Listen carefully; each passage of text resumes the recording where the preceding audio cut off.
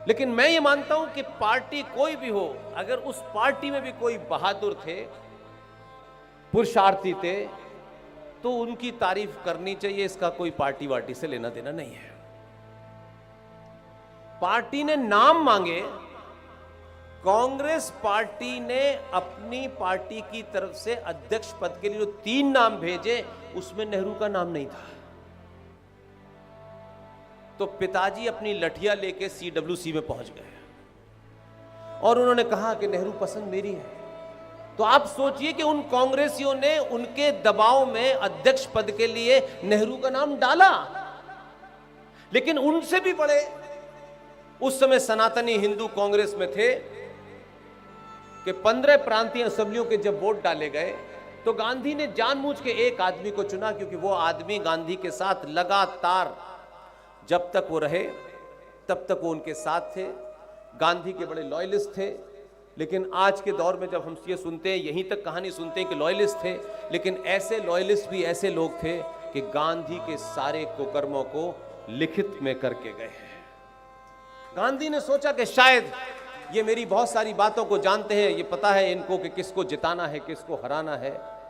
उनकी देखरेख में चुनाव की प्रक्रिया हुई और 15 वोटों में से 1 वोट इनवैलिड हुआ, 2 वोट पट्टाभी को मिले और 15 में से 12 के 12 वोट सरदार पटेल को मिले।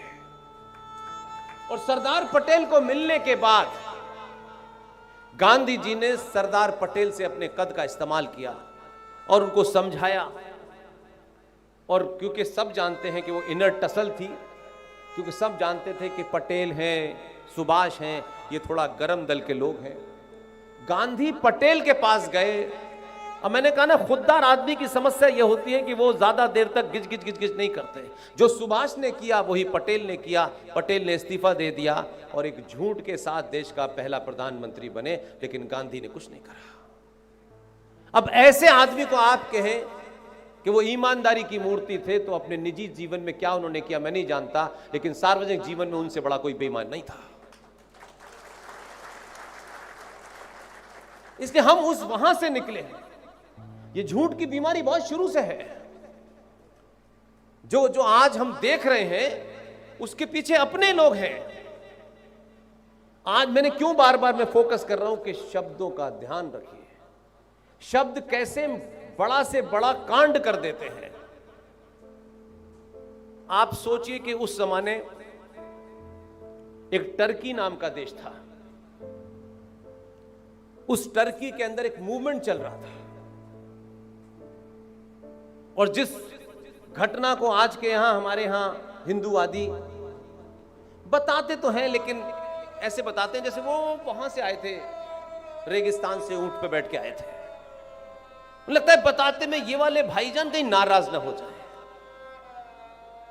ये 1921 की घटना है।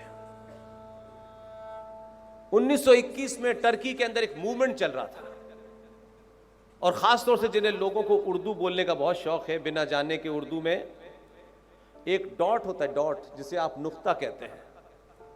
उर्दू में सुना है ना, नुक्ता लगाते हैं, 3 नुक्ते 1 नुक्ते। उर्दू की यह खूबसूरती है कि शब्द का आकार एक ही रहता है, नुक्ता ऊपर लगाने और नीचे लगाने से क्या होता है, इसका महत्व जानिए। आकार शब्द का एक ही है, खुदा नुक्ता ऊपर लगता है और वही नुक्ता नीचे लगा दो तो खुदा जुदा हो जाता है। 1921 में टर्की में एक मूवमेंट चल रहा था, उसका नाम था खिलाफत मूवमेंट।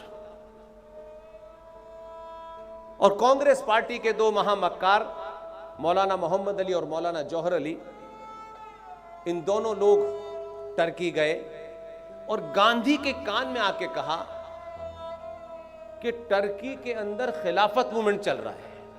आप सोचिए कि कितनी बड़ी घटना है इतिहास की, लेकिन कितनी बारीकी से इंप्लीमेंट हुई। सिर्फ उन्होंने गांधी से कहा कि अगर आप खिलाफत मूवमेंट का समर्थन कर देंगे तो भारत का मुसलमान आपके साथ खड़ा हो जाएगा। और गांधी जी ने उस मूवमेंट को समर्थन कर दिया। उस मूवमेंट के समर्थन करते ही केरल का एक शहर जिसे कुछ लोग मोपला जानते हैं, जिसे अंग्रेजी में मालाबार कहते हैं, वहां हत्याओं का नंगा नाच हुआ और 10,500 हिंदू महिलाओं, बेटियों और मर्दों का सड़कों पे हत्या हुई। अब आप पूछ सकते हैं कि यह ऐसा क्यों हुआ, कि गांधी को यह समझ में आया कि वहां कोई मूवमेंट चल रहा है, किसी राजा के खिलाफ मूवमेंट चल रहा है, उसको स्थापित करने के लिए खिलाफत मूवमेंट है।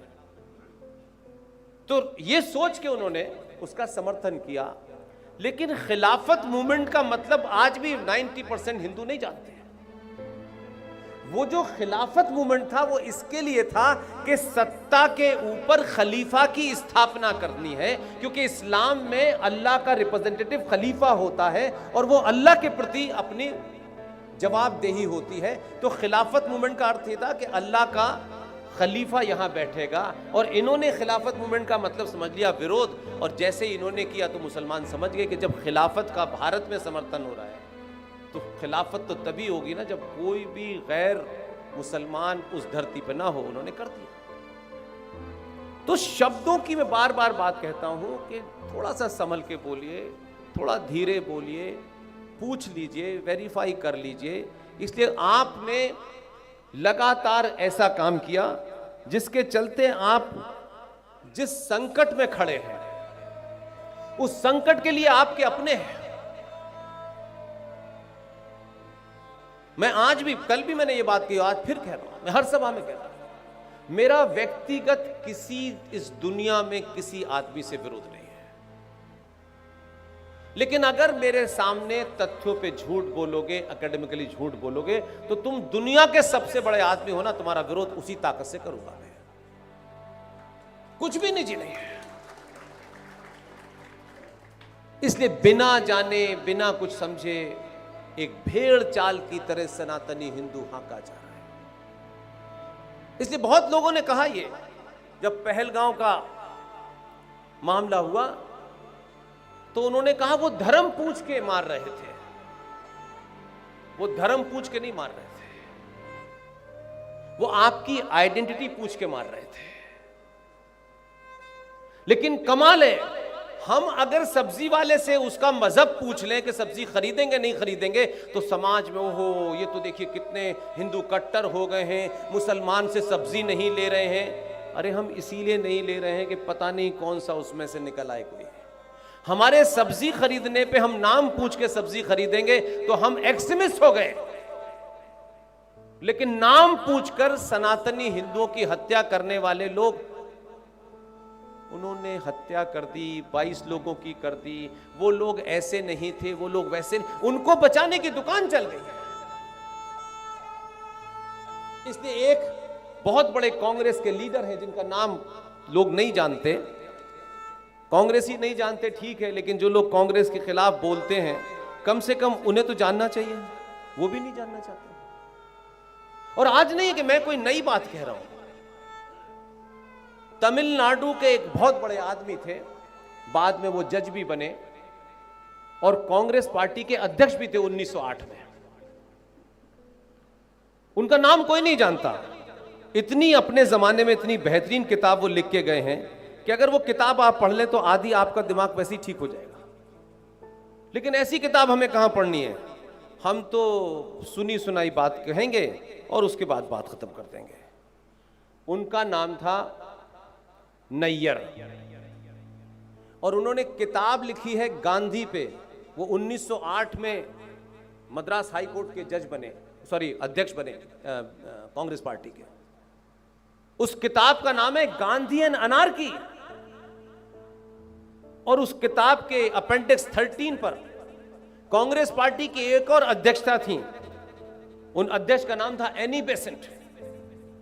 एनी बेसेंट ने गांधी एंड अनार्की किताब के अंदर चैप्टर 13 में इतना कुछ गांधी को कहा है, नंगा कर दिया है गांधी को।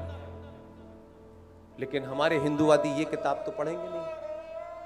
आपको तर्कों से, लॉजिक से लड़ना है तो शत्रु के घर में उसके वहां जाके हराइए। अपनी नई किताब मत लिखिए। उनका नाम था सी शंकरन नायर। अब एनी बेसेंट तो बेचारी एक विदेशी थी और कांग्रेस की पार्टी के अध्यक्ष थी। लेकिन गांधी के बारे में क्या क्या नहीं बोले हैं। यही एनी बेसेंट बनारस हिंदू विश्वविद्यालय में जब राजा दरभंगा वहां मौजूद थे और गांधी ने कुछ सवाल उल्टे सीधे बोले तो कोई नहीं बोला।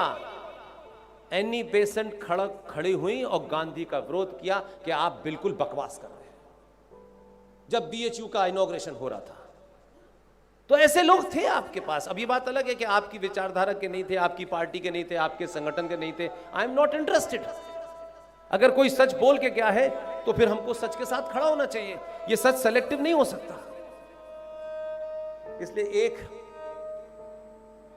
कुछ सिलसिलेवार मैं आपके सामने रखता हूं। नतीजे पे आपको पहुंचना है, मुझे नहीं पहुंचना। ये मेरी नई मुहिम का हिस्सा है। 2024-25 में एक शब्द आप लोग बहुत सुनते हैं, डीप स्टेट। इसका अर्थ क्या है? डीप स्टेट से क्या समझते हैं आप लोग? बस बोल दीजिए। कोई तो सभा घर की सभा, कोई वैसा मामला नहीं है ना। डीप स्टेट शब्द का आजकल आप टेलीविजन पे बहुत प्रयोग सुन रहे हैं। इसका अर्थ क्या है? क्या मतलब है डीप स्टेट का?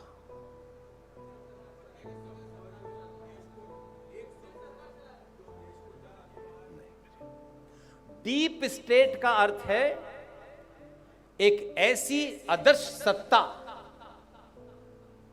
जो दिखती नहीं है।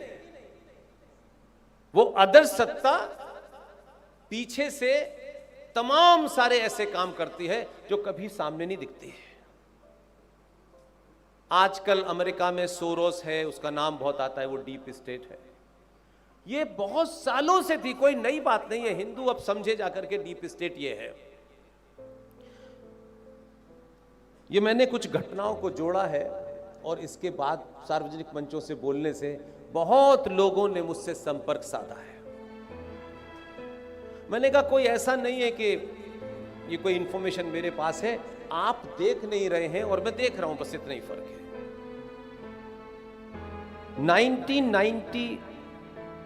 1966 की कोई घटना याद है आपको? क्या हुआ था? 1966 में लाल बहादुर शास्त्री की मृत्यु हुई थी। आज भी ये देश उस मृत्यु को लेकर के कई फिल्में भी बनी, कई चीजें हैं, लेकिन है ना, किसी को पता नहीं है कि उनकी मृत्यु कैसे हुई। उनके प्रेस सेक्रेटरी थे कुलदीप नैयर साहब, जो पाकिस्तान से आए थे, बहुत बड़े पत्रकार थे, बहुत कुछ बता के गए। वो भी, उनकी भी हिम्मत नहीं हुई लिखने की। तो लाल बहादुर शास्त्री के जमाने हम नहीं थे, लेकिन 1968 में क्या हुआ था, मैं ये सिर्फ आपको इसलिए बता के जा रहा हूं कि मेरे जाने के बाद आप इसको वेरीफाई कीजिएगा, समझने की कोशिश कीजिएगा। तो जिस चीज आप देख नहीं पा रहे हैं, जो कुछ दिल्ली में हो रहा है, उसमें शायद आपको लगता है कि आपके आदमी के पास सुबह से लेकर शाम तक आलू चावल दाल यही काम रह गया है। आप बड़ी पिक्चर को ना पहले देख रहे थे ना आज देख रहे हैं। और अगर ये देख रहे होते तो मैं नहीं मानता कि 2024 में किसी की ठेकेदारी कमजोर पड़ रही थी, किसी को ज्यादा ज्ञान बांटना था, और अगर ये आपको अंदाजा होता तो 242 पे आप उसे नहीं रोकते। आपने अपनी अंदर की एक दूसरे से खुन्नस, ये हमसे बड़ा कैसे होगा, हम तय करेंगे, तमाम चीजें हैं, उसमें आपने एक ऐसे समय में लिखा है, हम सब नहीं रहेंगे, ध्यान रखिएगा, आपके बच्चे उसको पढ़ेंगे कि 2024 में कैसे सनातनी हिंदुओं को 10 साल बोध होने के बाद अपने स्वार्थों को ऊपर रखा और राजा को 242 पर रोक दिया आपने। किसी को आलू सस्ता चाहिए था, किसी को आटा सस्ता चाहिए था, किसी को बिजली सस्ती चाहिए थी।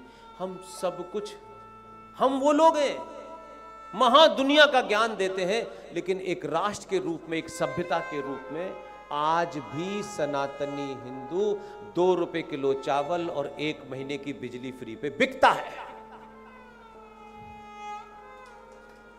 ये हमें अंदर झांकना चाहिए। आप वोट किसी को देते हैं, I am not bother for that, लेकिन सुबह से शाम तक आपको हिंदुत्व की चिंता है, सनातन की चिंता है, राष्ट्र की चिंता है, खतरे अंदर हैं, खतरे बाहर हैं, लेकिन 30 सेकंड के लिए 5 साल में सनातन नहीं होते, उसी वक्त ब्राह्मण, ठाकुर, बनिया, अगड़ा, पिछड़ा, मेरा, तेरा, सब उस 30 सेकंड में आपको करना है। उस राजा से आप उम्मीद करते हैं कि बाहर निकले और भारत को हिंदू राष्ट्र घोषित करते हैं। जिस दिन भी सनातनी अपनी सामूहिक शक्ति का सार्वजनिक प्रदर्शन करेंगे, सरकार क्या करोड़ों लोग 24 घंटे में इसको हिंदू राष्ट्र घोषित कर देंगे।